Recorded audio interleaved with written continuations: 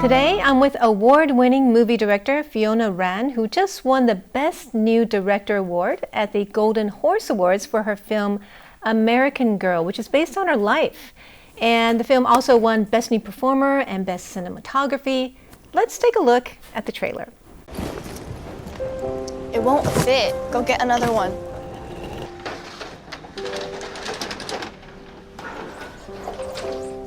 It's gross. 靠北啊，怎么大便的颜色啊？反正暑假就回 LA 了，我答应 Jessie 要一起去 horse camp。讲英文了不起哦，关你屁事啊，史凯克。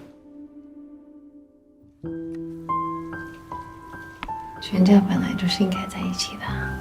那你当初干嘛带我们去美国 Is mommy going to die? 你可不可以现在不要讨论这件事情？因为我害怕我又没有要回来。妈妈可以先 go away。 You know mommy loves you, right? It's so good.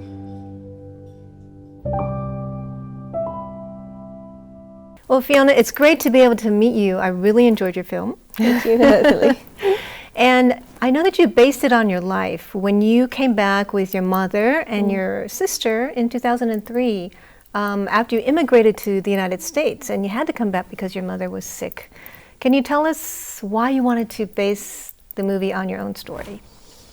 Well, the first movie for any director is one of the most hardest and one of the most challenging. Actually, the story kind of chose me, I would say.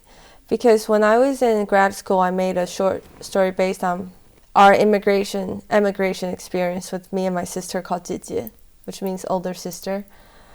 And people really responded to that, and it was put on the HBO Go. It won an award, the HBO Visionary Award. It won second place that year. And it went on to other 40 international film festivals. Wow. And it was shocking to me how much people responded to a small family story. So people kept asking, is there a longer version of the story? And I felt that their story in the States was not as interesting to me as we continue, because I think Fresh Off Boat has done it really well already about that kind of experience in a very lighthearted way. And it was until when I came back to Taiwan in 2018 to visit my family that I realized that the story can be continued, but starting with the fact that they came back to Taiwan. That's a unique story, because a lot of people do the immigration story, moving to the United States, right? A lot has been done, and I don't need to add to that. What did you want to express through your story? For me, it's about how a family bonds through crisis. I think every family, every relationship eventually will go through some crisis, and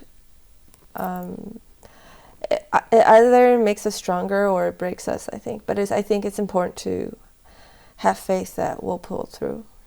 Well, obviously things are going well for you. I took my family to watch it because I was pretty excited. We're kind of a bicultural family, so we can relate to a lot of the scenes. And I really appreciate your very realistic depiction of life in Taiwan and family struggles.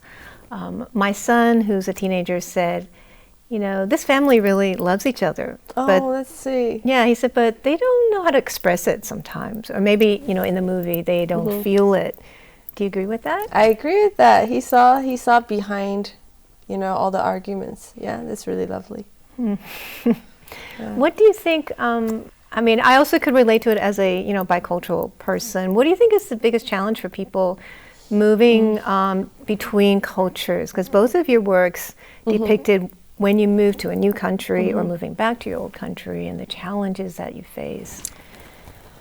You know, I think it's just you find yourself very difficult to define, or you find yourself, your experience very hard to explain, you know, or to, like before this movie, it was very hard for me to explain why I spoke both languages this way, and moving back and forth. People were just like, okay, yeah, she either grew up or born there. I was like, I wasn't born there. And then they're like, okay, she grew up there and then stayed. I was like, no, I was kind of halfway. It's just that we're in half and half, you know. It's really hard to explain what we really are.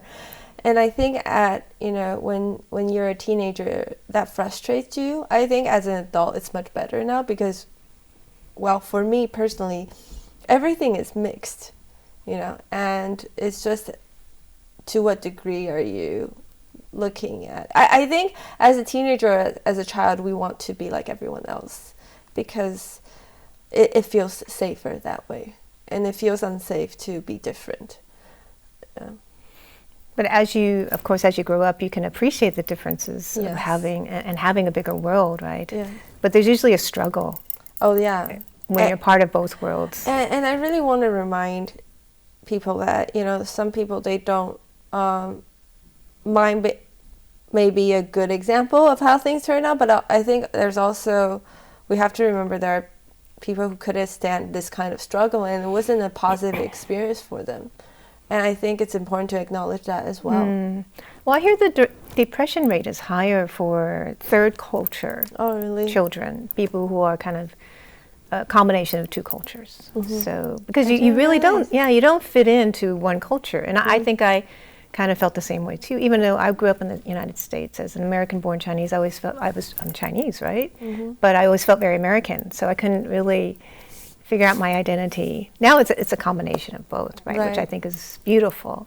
But I think it took a long while for me to figure that out. Yeah, because that percentage is always shifting.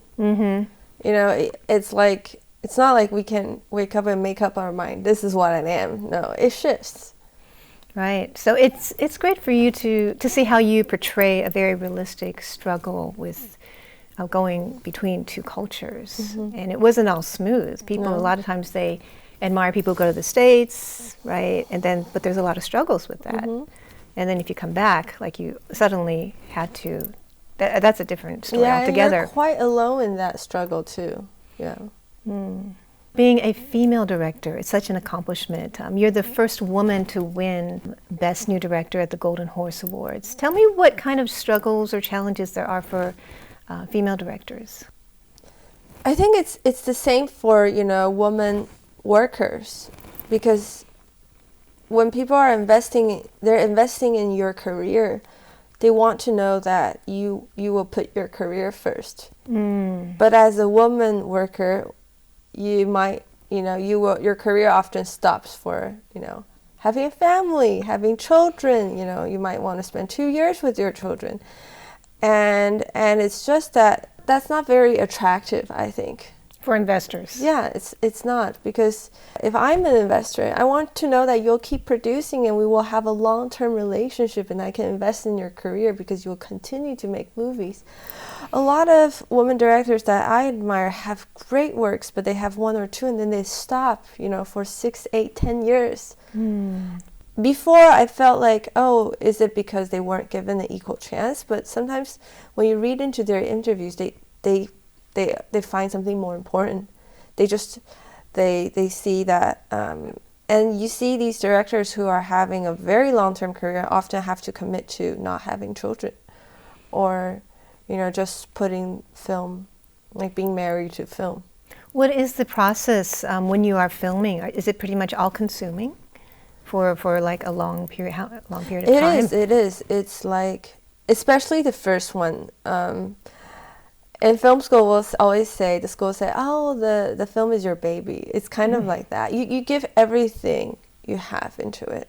It demands a lot of you, if you want it to be good. And you're also working on your next project, is that correct? Yeah. Is it also about family, or is it a secret right now? I think I'm trying to be, I want to try to change to a different topic. There's a lot of things I'm interested in. Okay. Yeah. Does it also have female protagonists? It does. It does. Yeah. So I know that that's something that you like to portray. Is there a reason for that? Yeah, I just think there are plenty of interesting male protagonists. We can have more interesting female protagonists, for me. Oh, I agree. Yeah. And I also think it takes a female director, perhaps. To be able to understand, right, some of the things that women are going through and thinking. Yeah, I think so too. Because, I find myself quite drawn to women writers as well. They can write very domestic stuff and be very profound. and they're very true and honest about their life. Because I think when we put, let's say, a woman director next to a male director and she writes about family, then it's like, oh yeah, because this is her limitation, or this is we look at small things. But I think there's profoundness in small things too. And that's a lot of our lives, right?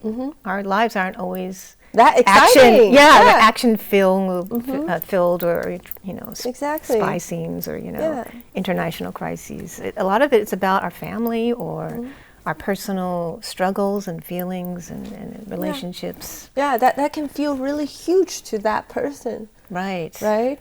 Maybe it may not be huge to the world or to other people or to, social justice, but it is very big for that person. Yeah. So why do you think you were able to achieve your dream of being a director? I know that I'm sure there are a lot of people who aspire to be a director, but an award-winning director like you, it's not easy. I think it's maybe because I don't see it as a dream. I think I try to really put the work first and just try to do my best every day. The weight can be crushing to have, so much writing on your decisions.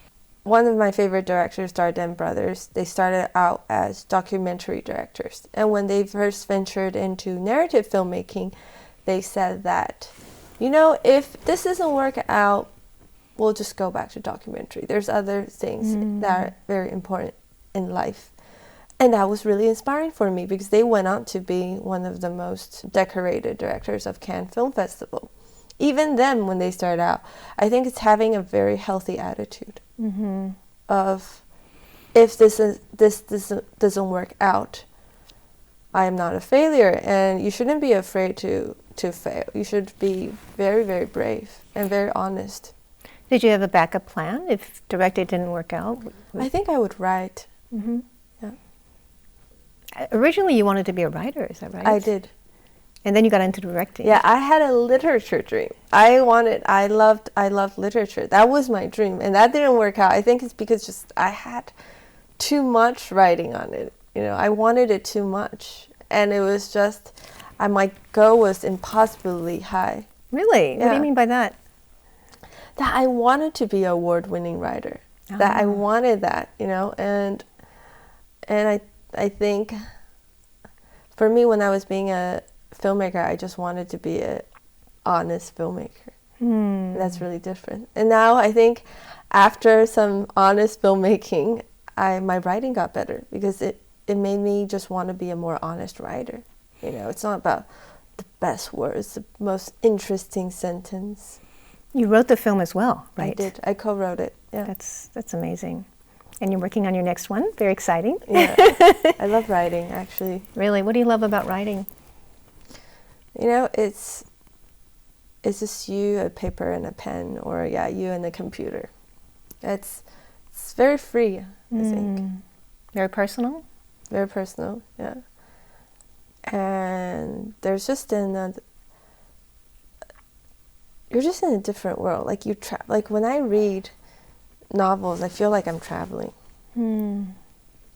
Yeah, it's more vivid to me than a movie, actually. Really? When I'm really into it. Yeah. Really? Yeah. I only did I realize lately that I think growing up I loved reading because reading was something that calmed me, and it was sort of a something close to meditation, I feel like, now looking back, because I was always very calm when I was reading.